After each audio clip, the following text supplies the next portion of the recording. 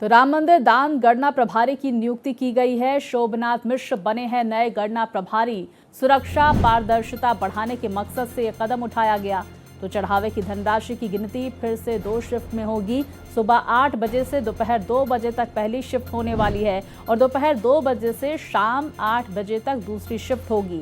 प्रत्येक शिफ्ट में 10 से 12 लोगों का ग्रुप बनेगा, इसमें काम करेगा। ट्रस्ट ने पर्यवेक्षक के लिए 4 कर्मियों की भी तैनाती की है। तो भारतीय स्टेट बैंक के परीक्षण के बाद व्यवस्था लागू होगी। बड़ी जानकारी सामने निकल कर आ रही है।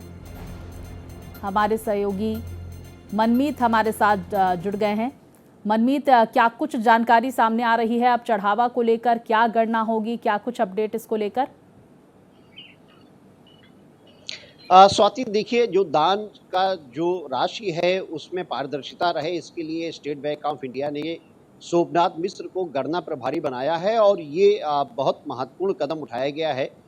ये भी बताया जा रहा है कि 2 शिफ्ट में जो है ये गणना की जाएगी, सुबह 8 बजे से दोपहर 2 बजे तक, और उसके बाद दूसरी शिफ्ट जो होगी 2 बजे से दोपहर रात शाम को 8 बजे तक का।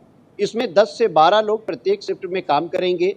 उनके लिए बाकायदा ड्रेस कोड निर्धारित किया गया। उसी ड्रेस कोड के तहत जो है ये गणना की जाएगी। हालांकि आपको बता दें, गणना तो अभी भी किया जा रहा है। जो भी धन राशि आ रही है उस धनराशि की गणना की जा रही है, उसके लिए ड्रेस कोड लागू है।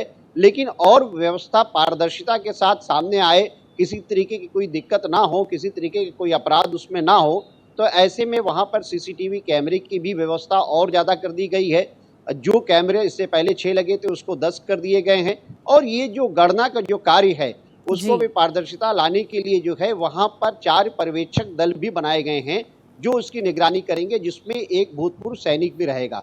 तो देखिए, ये बहुत महत्वपूर्ण कदम है, क्योंकि अभी तक अगर आप देखिए तो रामलला के मंदिर के दान की चोरी के बाद से सबसे ज्यादा सवाल जो इसी पर उठे थे कि क्यों नहीं गणना कक्ष को और पारदर्शिता के साथ जो है वहां पर उसकी सारी व्यवस्था की गई और कैसे उसमें चोरी हुई। बिल्कुल, देखिए, पारदर्शिता लाने के लिए अब लगातार इस पर एक्शन लिया जा रहा है और नई व्यवस्था लागू करने को लेकर जानकारी आ रही है। मनमीत, ये भी जानने की कोशिश कर लेते हैं, अब देखिए नई एसआईटी बनाई जाएगी जो सुप्रीम कोर्ट की देखरेख में इस पूरे मामले की एक बार फिर से जांच की जाएगी, जांच का दायरा बढ़ाया जाएगा। जानकारी ये भी आ रही है कि जो पहले एसआईटी थी उसकी अंतिम रिपोर्ट 30 जुलाई तक सौंप दी जाएगी। क्या कुछ अपडेट आपके पास?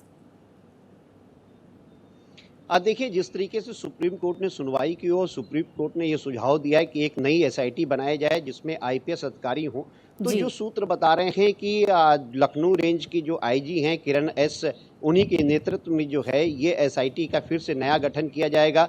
यहाँ पर जो विवेचना अधिकारी हैं, जो पूरे रामलला के मंदिर की दान चोरी प्रकरण में जो मुकदमे दर्ज हुए हैं, वो सीओ अयोध्या है। तो ये भी माना जा रहा है कि अब ये जो विवेचना हो वो एक आईपीएस के अंडर में हो और जो एसआईटी है वही उसकी विवेचना करे। तो ये भी माना जा रहा है कि जो एसआईटी भी इसकी पूरी विवेचना करेगी।